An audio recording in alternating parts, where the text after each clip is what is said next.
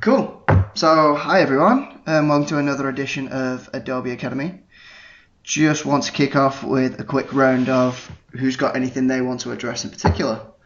So, this kind of session, as you all know, we just want anyone who's got a particular problem or something they couldn't work through or something that they've been working on within Adobe and want to share with everyone.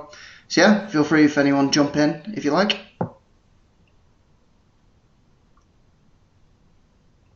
No, is Helen on the call, by the way? I know that Helen had something in particular that she wanted to run through. She's just joining the call. Are you on yet? She'll just be a minute, so she might have something. Yeah, not a problem. Hi Chris, it's Johnny. Hi Johnny. Hi, I've got a problem. Go for it. I like Is this. this the MEC hacking? Yeah. Can you stop hacking MEC, please, on your birthday? A birthday hack. Please stop telling everyone it's me. Sorry. This is how rumours get started. So let me just try and find something. So we basically have the homepage test running for joint bidding. Yeah. So 50% go to the homepage, 50% go to the product-led page. Mm-hmm. We've been looking at the results, and I'll just send this through to you. Yeah, no problem. And we just want to compare kind of what happens after they go onto the landing page and where people fall off, what the bounce rate is, etc. Just to give a bit of an analysis after they've clicked through the ad copy and gone through to the relevant landing page. Great stuff. Send Jen.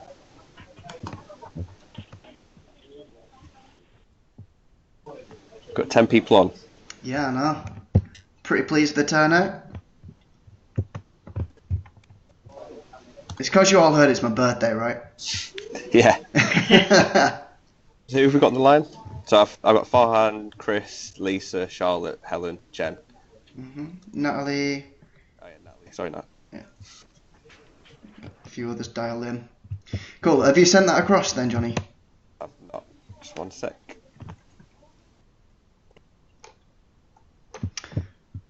I suppose whilst Johnny sets that up, I'll take you guys through how I'd approach this prior to it's coming through. So the one thing to kind of bear in mind is how we're actually going to be able to identify who these people are, whether or not they're landing on this page or that page. So the first bit we need to actually set is the condition when they actually enter that test. So Johnny, what are the keywords in particular that are coming through? What are we trialing this on? It's just exact match booper. Sweet, okay. So you're going to have to forgive me unless you know the CMP ID off the top of your head. I wish. No, I don't. Cool. I probably shouldn't be doing this whilst being recorded, but I'm going to have to click through a paid ad. Cool. It's not even going to go there, is it? There you go.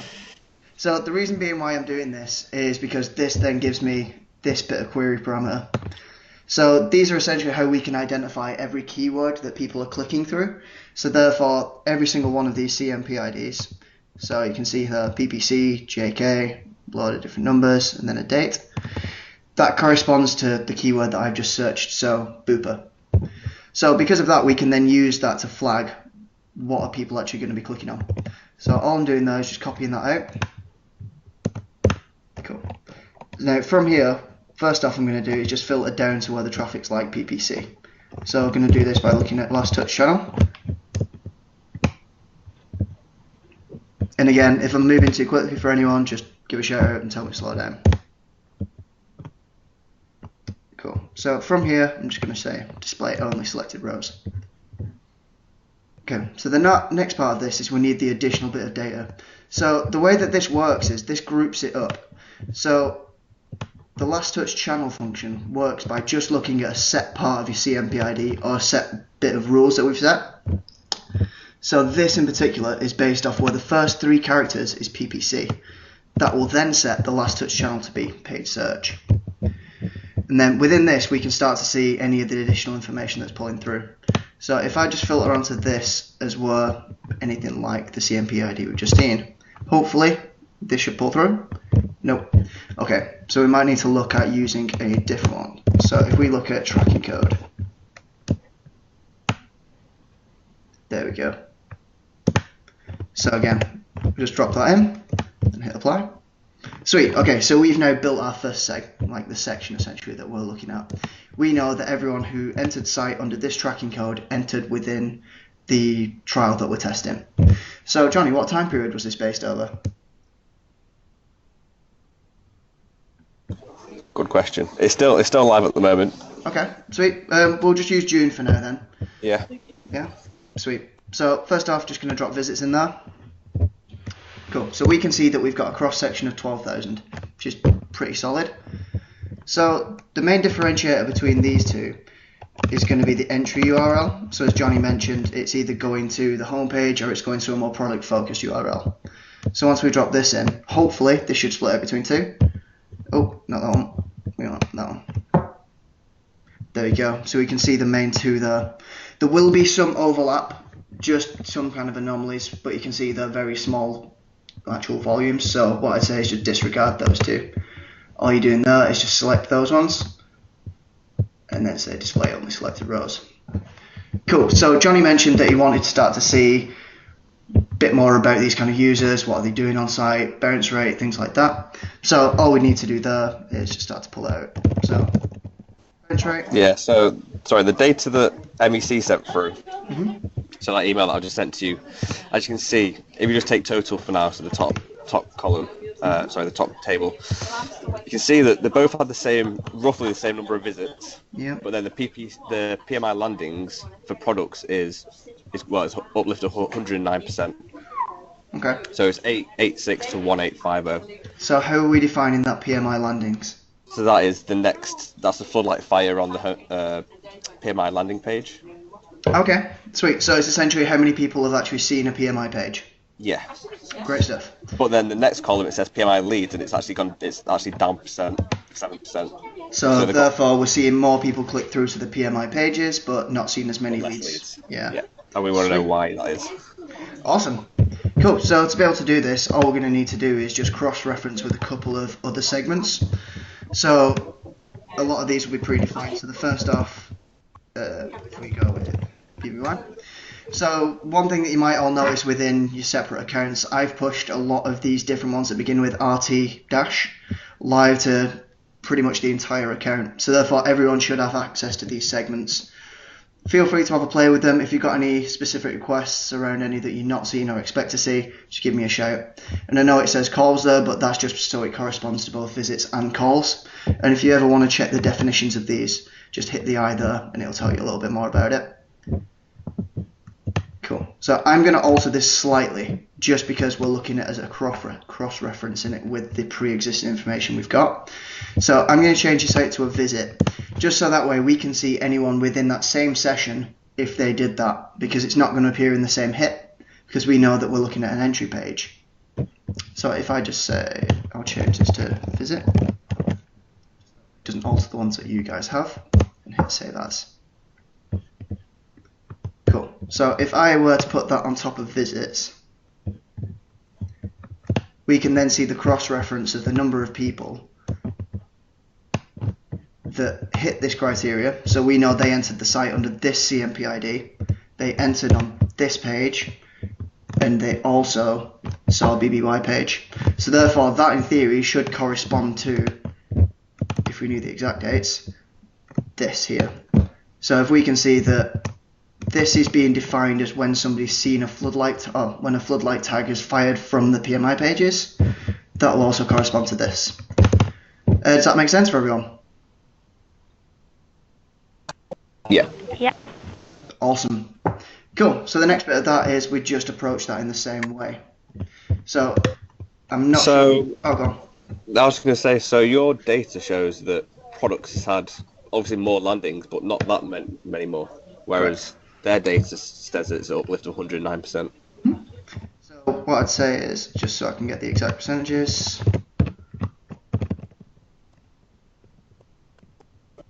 pretty strong uplift. So what's that on products? Yeah. So it's saying at least the same thing.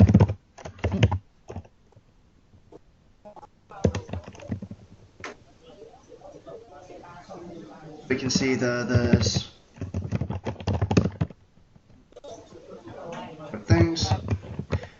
around a 10-11% uplift. Yeah, but that's not 109%. Exactly. So theirs is wrong. By the looks of it. Unless they potentially could be doing it within a visitor level. Because if they're using floodlight tagging, I'm assuming they're not going to say this happened within the same session. Is that right? Yeah, they'll do it by unique visitors. Sweet, okay. So to be able to get to that same level, we just do a similar thing to what we did before. So rather than changing it to visit, so that's the same session, we change it to visitor, so that way it's the same user. So it'll just look wherever this user at one point came through this CMP ID, landed on this version of the homepage, and then in another session or within the same session, it doesn't matter, it's just the same user, they then came back and did this. Okay. Once this actually wants to work. Cool. And it's literally just as simple as switching that over to visitor. And again, sometimes it's good to label these up with what they actually correspond to, particularly if you're saving down multiple ones. Because if I was just to hit save as there, you can end up with multiple segments of the same name. But because I've changed those out, it means I can keep track of what I'm looking at. So if I was to then bring in this new segment that was created there,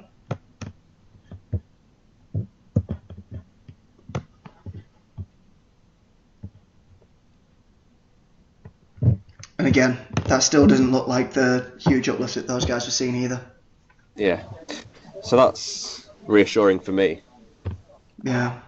Because we were thinking, why would we have such a big uplift, but then, not more conversions for leads? Yeah. But your data's showing that it's pretty equal. Correct, if anything, that it's still working just as well because bounce rate's slightly down. Yeah. Well, let's continue with the last metric then. So if we look at BBY leads, so just to check that one again. Cool. So we can see that relates to when someone's going to choose your cover, so they've retrieved the quote. And then I'll swap out the visitor one there.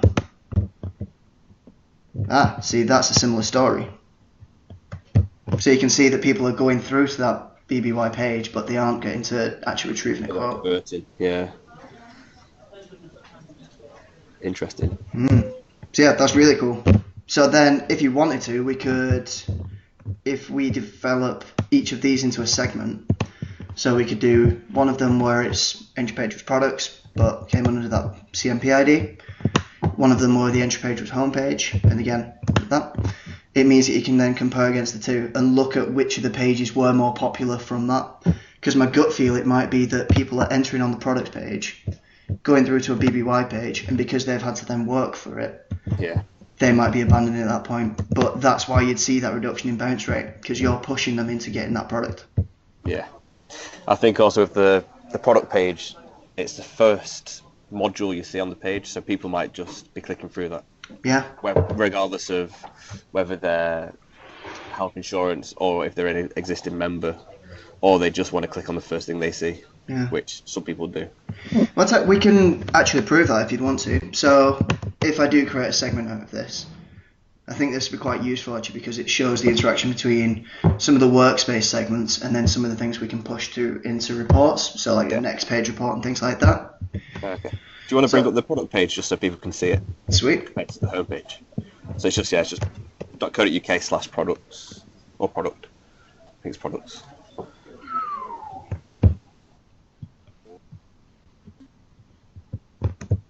Cool.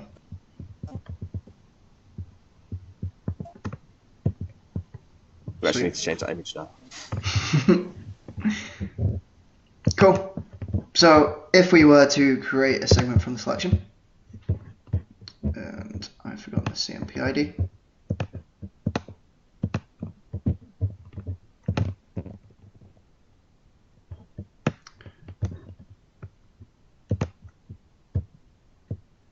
And don't worry, Johnny, that one will charge us twice.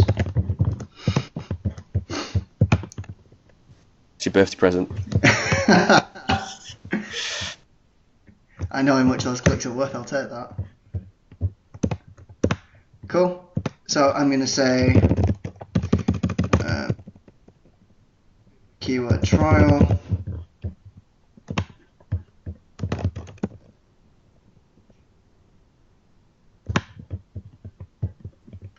Cool. And hit save.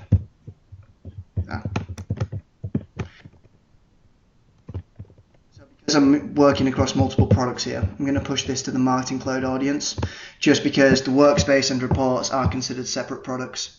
So therefore, we don't actually be able to push that across. But once you're doing that, you do need to include the description as well. So I'll hit save. Cool. So I'm just going to leave that one behind, which doubtless I'll probably need it again in 5 minutes and kick myself for not saving it.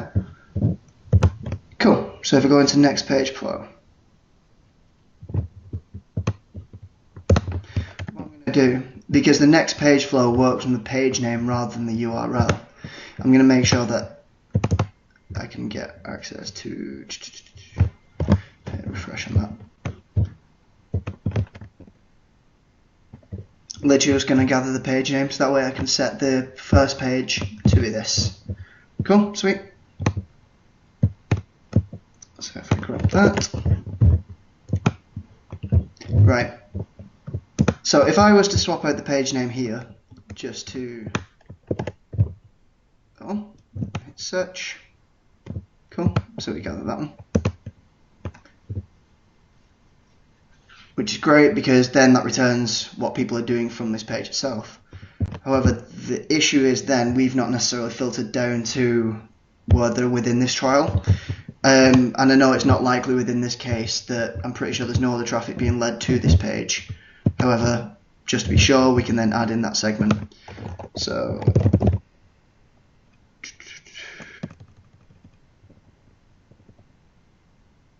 cool.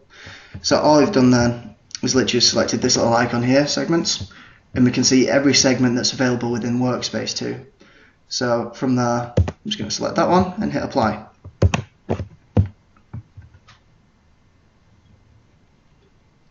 Awesome. And then, just because I prefer things in a slightly less visual way, because I'm boring and really like spreadsheets, you can then start to see what are people doing once they're coming onto this page. And if you wanted to, you could build both of those segments up and then look at how are people moving on from beyond each of those pages. Does that help out at all, Johnny? Yeah, no, that's really good. So then we can see afterwards, once they've gone on to health insurance, what's happened after health insurance. Correct. So if we hit this little plus icon, it's interesting that the highest next page is My Booper. Potentially, and it might be because it's being called out. So just there. But however, the other thing that's really interesting about that is obviously they're coming through via a paid click. One to think about. Cool, and from there you can start to see where people are going to. Cool, does that help? Yeah, that's awesome. Wicked. Thank you very much. No problem. Has anybody else got anything that they'd like to pick up?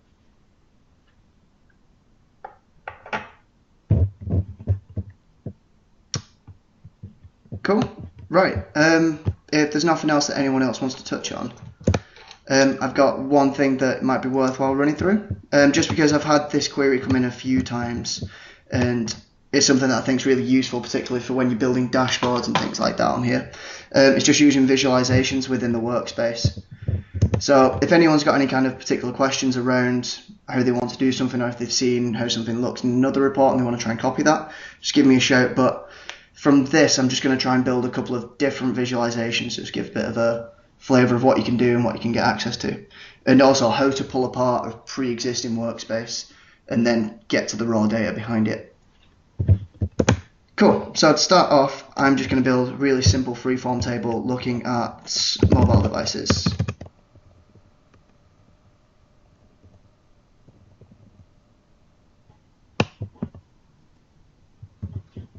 Cool. And then I'm going to swap out occurrences for visits.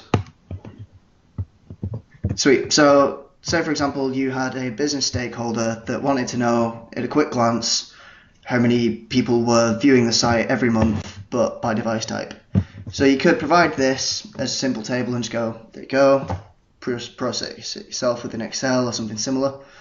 Or alternatively, you can just hit right click and go to visualize. So within Adobe, there's a pretty solid suite of visualizations, and some of them more useful than others. But in this instance, I'd probably go with a donut. So once you bring that in, all you do there is just drag and select everything that you want to. And you can see this updates accordingly. So if I was to click off onto there, it would then remove everything and just go to the cell that I've selected. So that's one thing to be aware of. Once you create a visualization, it's live until you lock it. Cool. So say, for example, that wasn't exactly what we wanted. So we just bin that off. And we wanted to trend mobile phone versus other, which is desktop, just as an FYI. So visualize, then go into line graph. Sweet, so very quickly there you can start to pick out differences between the two. And again, this is live as well, so if you wanted to bring in a third, as soon as that loads up, there you go. So very quickly you've just produced a trended report around how is device being used. So one of the questions that comes back occasionally on these are, what are these green lines, or what are the shading around certain ones? So you can see that when you hover over them, that's when these appear. So I'll just get the blue one up. There you go. This is essentially expected ranges of what Adobe expects this to fall between. So if you see these little nodes there, that's where it sees something that falls outside of what's expected. So it sits outside of these green shaded areas. So you can see there, that anomaly on the Saturday 18th of June fell outside of the expected range. So therefore, very quickly you could go, okay, maybe something happened on that. It was above expected, 33% above expected. So we could then start to dig into it and think, what drove that?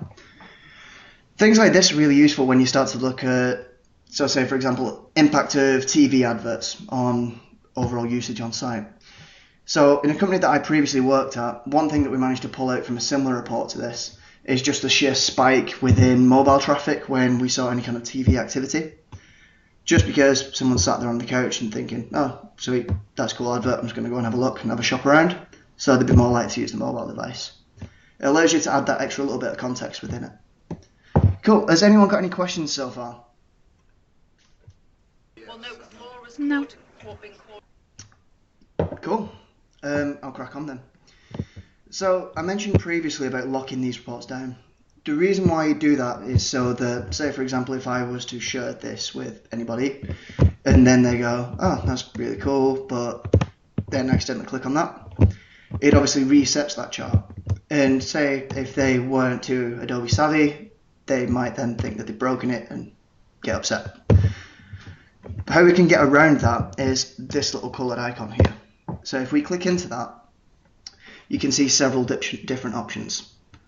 To be able to lock this down, if you tap the second one, lock selected positions, you can see that the icon colour changes and it no longer corresponds to the data table below it. So I can now happily click around on here, saving the knowledge that I've not broken anything. Cool, so that's all well and good for locking stuff down, but what if you then revisited this, or you wanted to see the raw numbers behind it, and this wasn't here? Sorry, one second. So all you've been sent is this line graph, and you want to start to pick it apart a little bit further. If you click into there, you can then say, show me the raw data behind it. And you can see that Adobe's manipulated the original data set to put it into a continuous form, so therefore you can split between the three. And again, same way of kind of reversing that is just once you click into that, you can click hide data source. This is really useful, for example, if you want to build on top of reports again and again. So I'm just going to go back and do that again and say, show me the data source. Cool, but now I want to look at it in a slightly different way. If I was to again select lock selected positions, you can see that that icon's changed again, but I'm left with the raw data behind it to do with what I will. So then, for example, I might want to apply a segment to it. So I might want to just look at all the leads.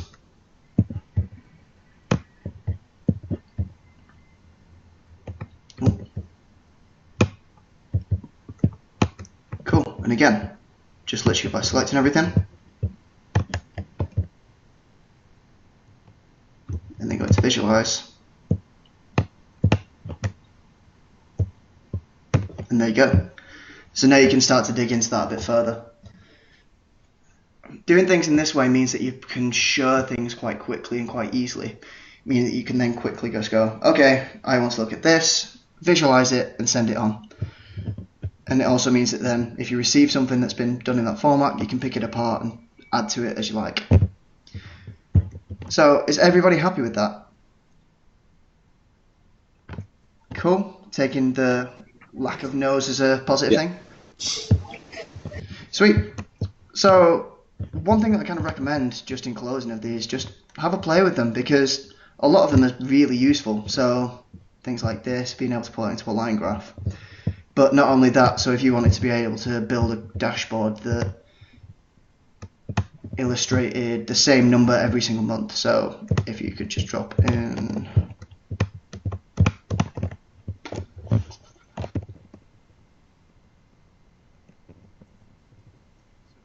maybe my visits,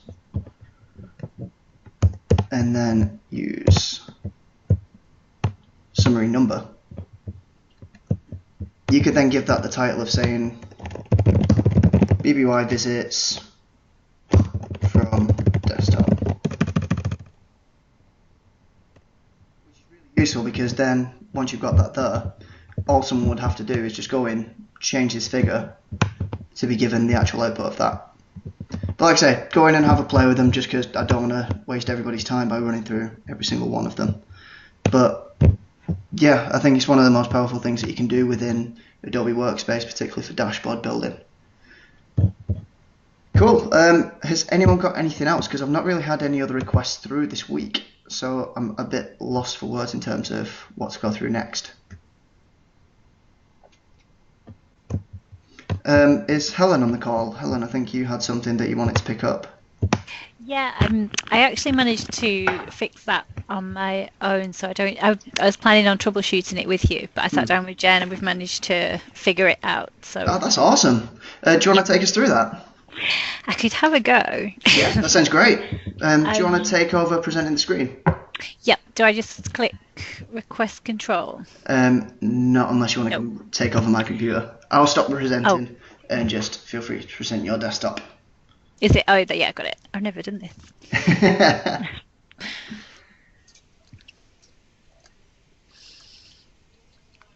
Can you see my desktop? Just give us a minute. Should be coming through soon. I'll just log in while I wait. Yeah, just while it's coming up, do you want to give us a bit of an explanation and background around what it was? Yes, it's quite a specific one. We were tracking dental contact forms in the weekly performance meeting, and I just requested if we could add dental centre contact forms as well, so we had that extra layer of detail to kind of split them out into dental centre contact forms. So it's quite a specific one, but we did look at some of the visualizations that we do as well, so that might be handy to look at. Awesome. Can you see? Screen's still not come through. Oh, let me try again.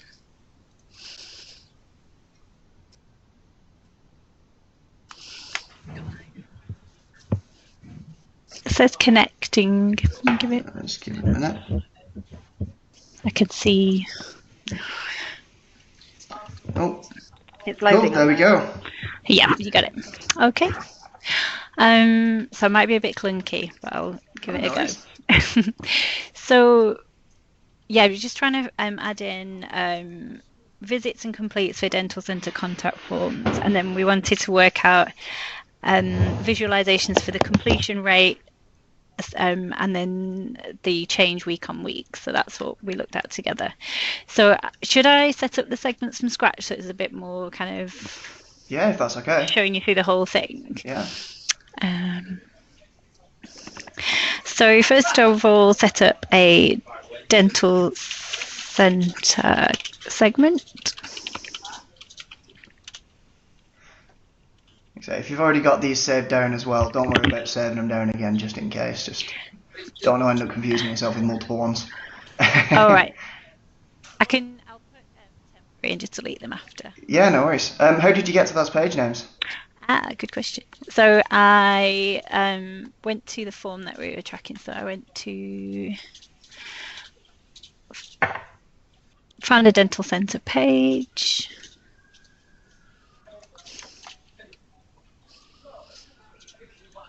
So for example, Baker Street. And the form that we want to track is down here. So it's this email us form here. Mm-hmm. So once the overlay's open, I inspected the element and then, is it here? Yeah, that's right. Data Slayer. So then Nice. Data Slayer will then be page name. Yeah, that's right. That's right. So this is the page name that we're looking for when people open this panel and start the form. So stop me if I do anything wrong, Chris. All right. All good so far? So it's page name. Is it just this one here? I'd use the prop, but dealer's choice. It's all the same. Is it the same? Right. And I've had it as visit, Yeah, that's right. and that needs to equal that. Awesome. Perfect. That's our first segment that we've created. And then we also want to create I won't be able to find it now.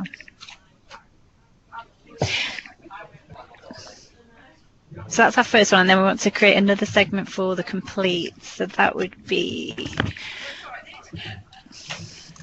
we can drop that in, and then we just, if I complete this form and then submit on the Data Slayer panel, it will show us the page name of the confirmation page. So I won't do that now, just in the interest of time. But this is the page name. So I will just update this to that. That's awesome. How did you find? Actually getting access to Data Slayer yourself? Good, and it's really handy to have. Actually, Yeah. Makes it a lot easier. Yeah. So this is our. So did you just get that from just logging the ticket with IS? Yes, I logged a ticket with IS and then had to copy Natalie in to get permission, and then they just asked her to confirm, and then I think I asked you to help me download it, and then it just appears. Awesome. Sweet. Really handy to have, actually. So that is.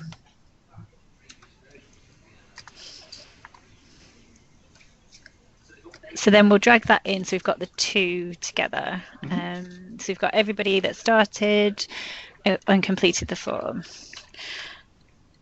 And we want to look at visits. And it was for the weekly performance meeting, so we look at last week.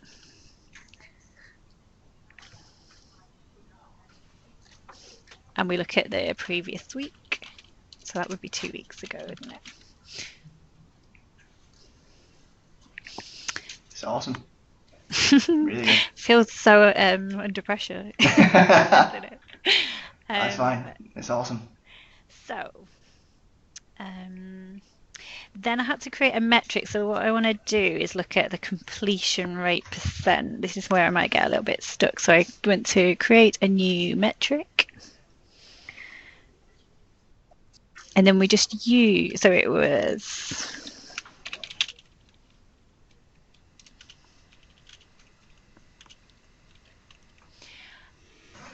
So we want a percentage, and it should be the two segments that we've just created. So it's complete, and we want to know the visits, and then we need to divide that by all of the total number of visits. Does that look right, Chris? That's absolutely spot on. That's great. So that will give us the completion rate of the form. Wicked. Then the only other one little bit, you could increase the number of decimal places, given that you're looking at a small sample within it. But yeah, that's awesome. Really, really awesome.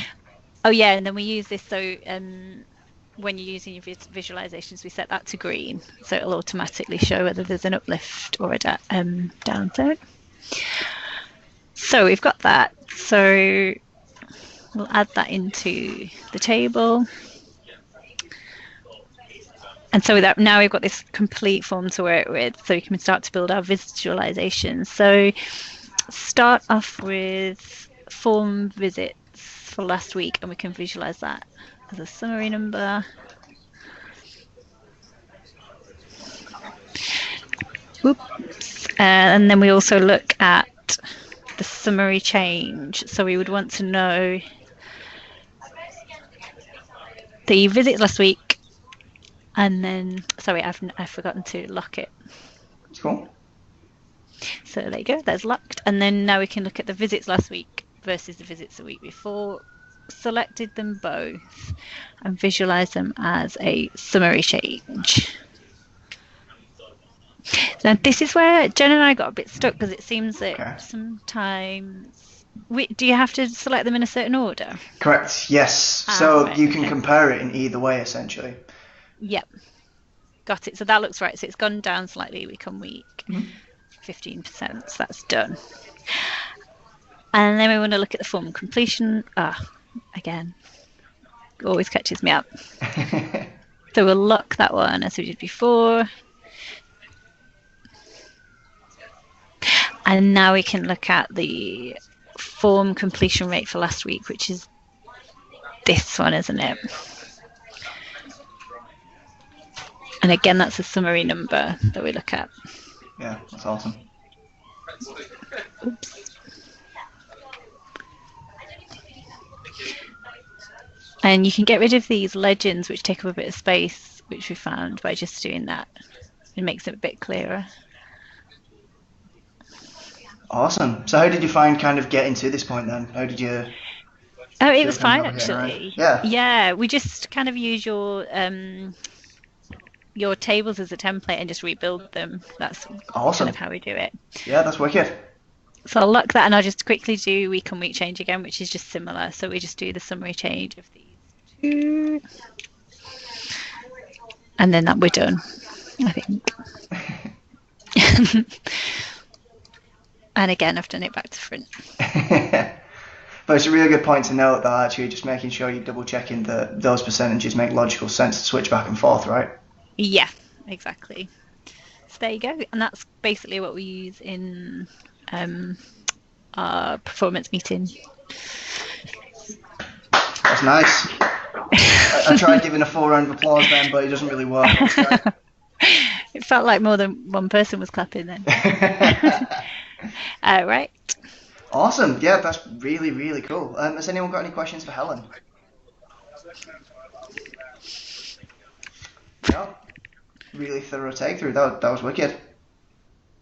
So yeah, thanks for taking us through that, Helen. I think we'll leave it there. Yeah, really good. Yeah, I think we'll leave it there for this week. If everyone's okay with that, unless anyone's got any further business they want to bring up. Quick one. Mm-hmm. Maurice's email, have you just seen it? I've not seen it now. So he's just said, so you know about this MEC hack thing? Oh, right, okay. I'll pull He just that. said, he said we need to pull all live data feeds that that they are receiving. Yep. We'll manage this in the team. Yep. Does it need to be that severe? I'll give him a bell just to make sure, but it's probably a shout. Just because if their systems have been hacked, then we need to really look after ourselves. Yeah. Any kind of live link to them, we need to pull. But Okay. I'll give him a bell just to make sure he's cool with it. Yeah, make sure, obviously, Alex is given the go-ahead. Yeah, no worries. Alright, that's it. Perfect. Right, thank you very much, everybody. Cheers, Chris. What are you doing tonight for your birthday? Are you going out? Yeah, we're going to Fazenda tonight. Oh, nice. Yeah, All barbecue. meat. So, yeah, taking a half day tomorrow morning to have a meat hangover. Digest. Perfect. Thank you so much for this week, everybody. If anyone's got anything else, just drop me an email. And thanks again for that, Helen. That was really, really cool. Thank you. Brilliant. Thanks. Have a good week, everybody. Bye.